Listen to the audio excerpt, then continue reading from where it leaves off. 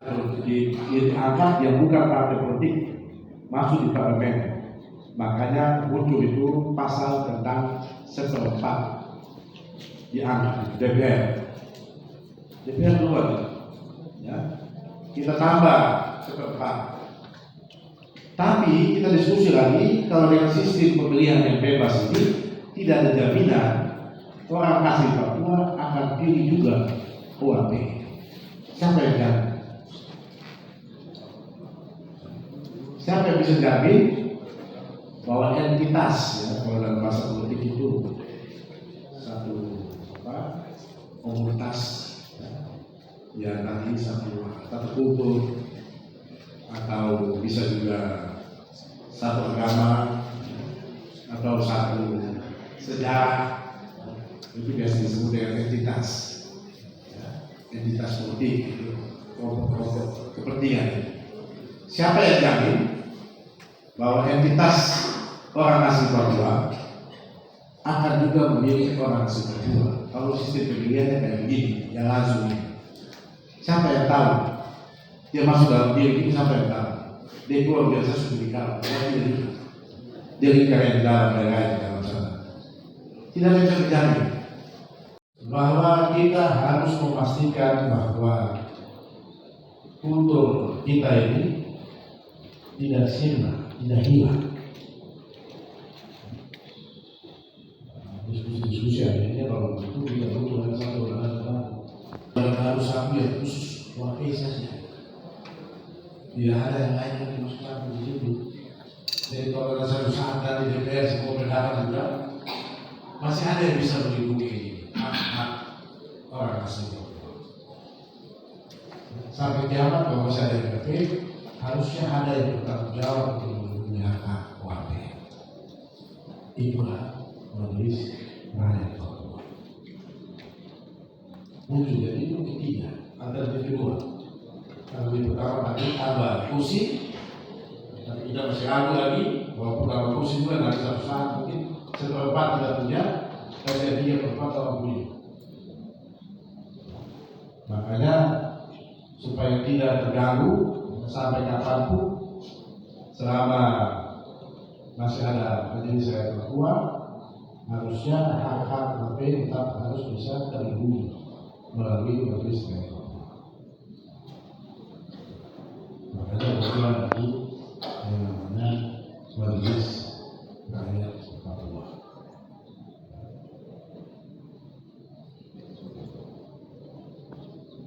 Maupun ya dalam perkembangannya diskusi yang panjang juga sampai hari ini tidak berkesudahan juga. UAP itu yang mana? Dalam dokumen draft kita yang kita bawa ke Jakarta, UAP itu adalah orang asli Papua, suku-suku asli Papua yang berasal dari UAP adalah suku-suku asli di provinsi Papua yang berasal dari ras Malaysia. Ras Malaysia, suku-suku asli di Papua. Itu UAP. Itu yang kita bawa di Jakarta. Sampai Jakarta kita tadi saya katakan kita tidak langsung. Begitu kita tanya juga ke berbagai pihak tentang konsep yang kita buat itu bagaimana. Yang tadi saya katakan berbuah ahli itu.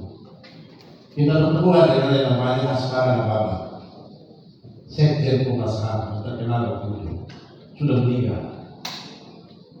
Kita diskusi tentang UAP, diskusi tentang orang asli.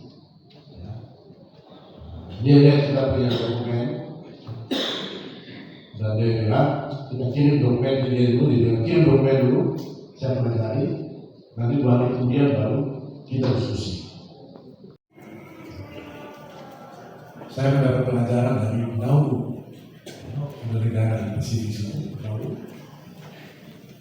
Di Pasifik Nauru itu ada lembaga yang mirip MRP ini, tapi anggotanya hanya ada.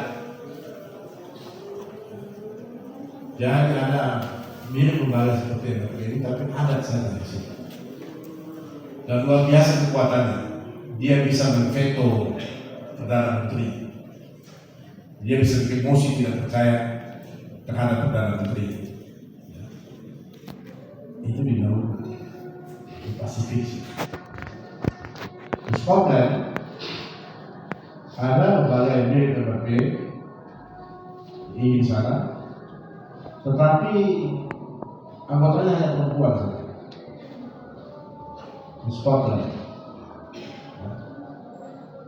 Nanti Pak Sekis ya, beberapa tahun ke depan kalau ada rencana-rencana studi lagi sedikit ya bisa mau berpikir.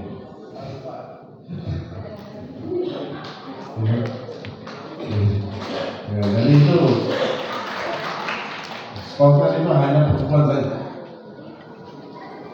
Karena kita punya referensi itu, maka yang pertama saya usulkan dulu itu adat saja. Ikut gaul itu. Ya. Kalau Bapak Ibu baca konsep-konsep awal itu yang saya bilang tadi, konsep 1 sampai 14 itu, maka yang awal-awal itu adat saja.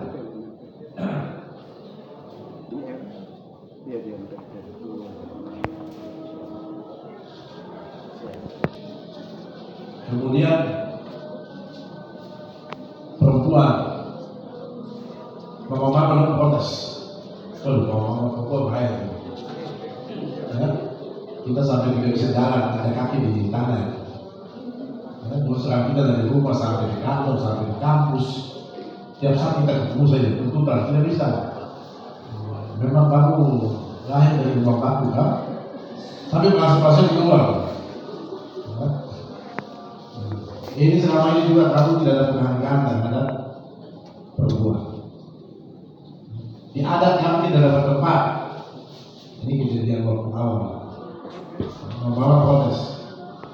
Di adat kami tidak dapat tempat. Terus di pemerintahan kami juga tidak dikasih tempat. Dengan 30% di DPR itu kosong saja, tidak pernah juga terwujud. Daripada kita ditinggalkan mama terus, sudah kita tambah perempuan. Jadi berkembang dua saja. Yang pertama ada, yang kedua tidak dua. Karena perempuan masuk toko-toko agama datang kamu kami. Kalau kosong saja, kami bilang itu daerah ini ditopang oleh 3 kekuatan.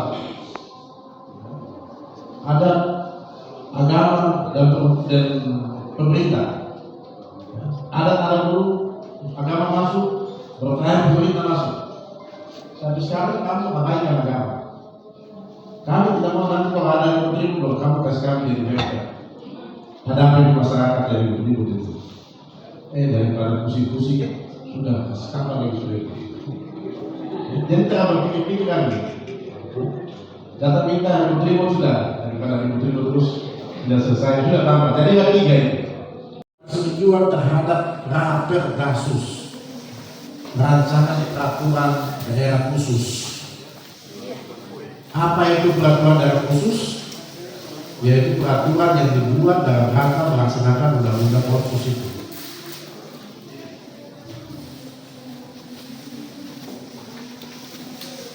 Jadi harus atas pertimbangan, bukan pertimbangan. Kalau hanya pertimbangan, oke, tidak punya gigi, tidak punya kuku, ya, tidak punya kekuatan. Kalau hanya pertimbangan saja. Tapi persetujuan, ya, itu kekuatan luar biasa. Memberi pertimbangan dan persetujuan terhadap Raperdasus, rancangan peraturan daerah khusus. Bapak Ibu juga bisa melakukan inisiatif untuk mengusulkan Raperdasus yang jauh dari DPR doang. Serius ya, untuk hak-hak itu, hak-hak segera kita selesaikan terbuka ya, hak-hak sebagai anggota pimpinan dan anggota. Nah, itu semua sudah jelas di PP-nya, sudah jelas di kita. Nanti segera saya berikan. Nanti Pak Sahi ya, ingatkan Pak ini Ibu Kepala Hukum ya, supaya kita dengan bahasa Indonesia untuk segera diselesaikan.